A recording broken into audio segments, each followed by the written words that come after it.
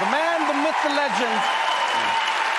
Welcome to The Daily Show. Thank you. Glad to be here, man. It is such an honor to have you on the show. Although, you know, I told my brother, I said, you know, we're having Dominique Wilkins on the show, and he was like, this is amazing. He's a legend. You know, he loves basketball. And then I said to him, yeah, you know, his nickname is the Human Highlight Film. And he said he should change it to the Human, like, TikTok or Human YouTube, because no one watches film anymore. The kids don't know what that is. But they still know your dunks, though.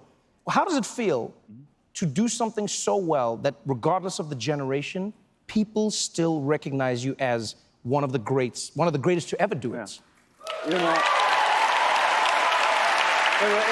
I always believe when you play for the people. And because the people who make who you are. Mm-hmm. And I've been that way ever since I was in high school. And that, you know, I played as hard as I could. And I only knew how to play at one speed, and that was all out. And it was a way that we looked at each other, the way we competed back in those days. I mean, you had no nights off. So you had to bring your A game every single night.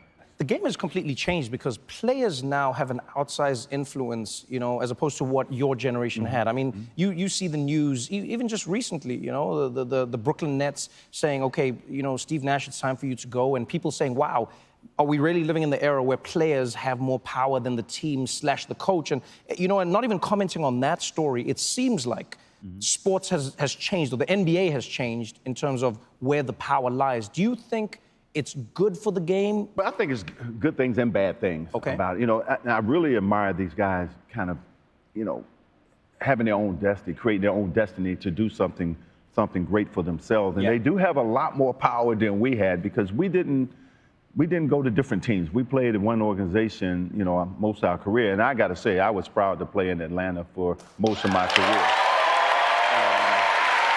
Because I could have went to other teams and played, but I wanted to win here. It didn't happen, but you know, when I look back on it, I don't have any regrets. So, you know, I love the fact that they have their own power now.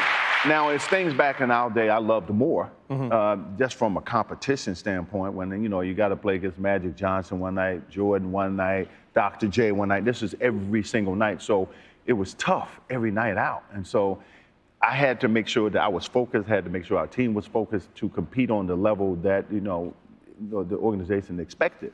And so for me, Atlanta really made me who I am. The people here in Atlanta, you guys made me who I am, you know. So I feel like they're native son here, you know, and I've never left. And even though I played in other teams and went away for a short time, I never really left Atlanta, and Atlanta's my home, even though I'm not from here. I love that. I love that. You've made it your home, and you've created so much in that new home. I'd love to talk about, you know, what you do outside of basketball, even though it ties into sport as a whole, and in particular, talking about KultureCity. You're now, as you said, part of an organization that really is tasked with more inclusivity, finding people who have venues or areas of their world and their lives that don't cater to them. You know, it feels like this becomes the second competition for you to engage in. What is your end goal? What do you hope society as a whole will get to? Well, you know, healthcare is kind of my calling now. And, you know, I didn't realize how much that meant to me until my daughter was affected by a special needs. And KultureCity has been that organization standing on the wall for so many people. We have over 1,200 venues around the world that we've trained people how to deal with people dealing with special needs. And most of the people, the majority of the people have hidden disabilities. So it's a lot of hidden disabilities, visible disabilities, PTSD, autism, all these different things that we deal with every day. But we take those problems head on, and we help people change their lives. And it's all about finding healthy outcomes. Dominique Wilkins, thank you so much for joining me on the show. Appreciate you, bro. Absolute pleasure having you. Congratulations on everything that you do. I really appreciate it. Dominique Wilkins, everybody.